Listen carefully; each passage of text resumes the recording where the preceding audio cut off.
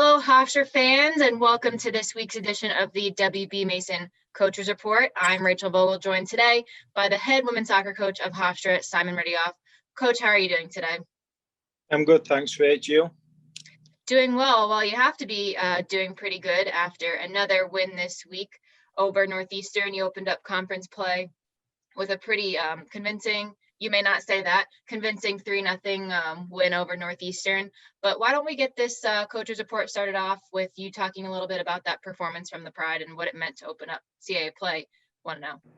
Yeah, we knew Northeastern's always a thorn in our side. It's a big rivalry. And we knew they were going to come here physical and prepared and disciplined, and that's what they gave us. And it took us quite a while to adjust to what they were demanding from us. Once we settled down, and it took a special player to make that happen. Once we settled down, I think we controlled the proceedings. The 3-0's flattering, but I did think we deserved to win it in the run of play. And I'm just happy with the way some of our players stepped up at key moments and made it comfortable in the end. And some of those key players that stepped up in some important moments, just going a little bit more in depth with what you saw from some of those players. Well, I thought Anya and Marlena for the first 15 minutes had a problem to solve, and they weren't solving it. But because they're quite intelligent players, they figured it out.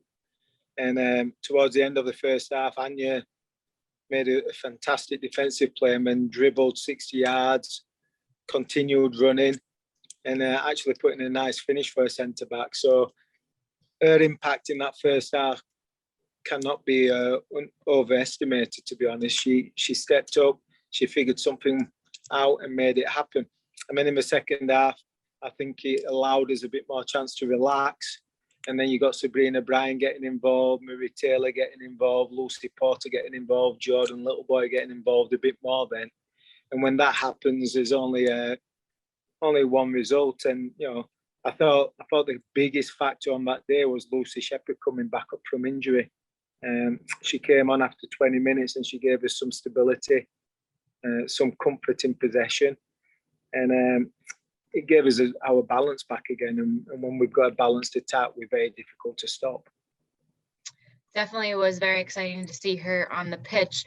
But you did mention Sabrina Bryan, the CAA Offensive Player of the Week for the second time this season, had a hand on all 3 goals with 2 assists and 1 goal in the win. So, obviously we've seen Sabrina lethal from all areas of the field.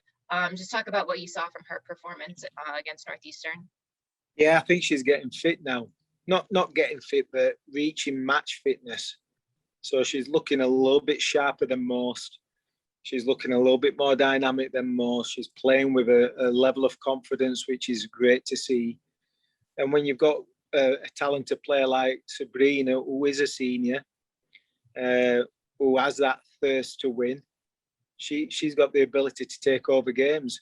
And you saw a little bit of that on Sunday. She took over the game and she carried the team. And the rest is history, as they say. Now, next up, another CAA contest, Delaware this Saturday, 4 p.m. on the road. Talk a little bit about what we might be seeing from the Blue Hens this weekend. Well, Delaware came second last year in our conference, so they're definitely a worthy opponent, and they've got a system going. They play a certain system which Mike, their coach, is extremely intelligent with his soccer IQ.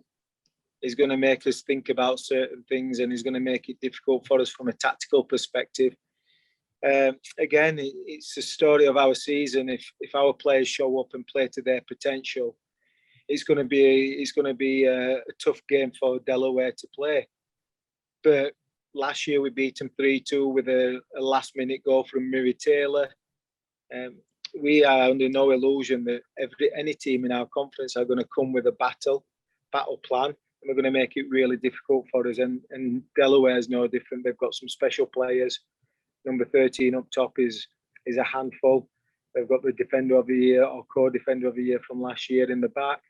So they're going to make it a difficult game. And we'll be just glad to get on the field again and start playing again. Seems to be the theme of the whole season, doesn't it, Coach?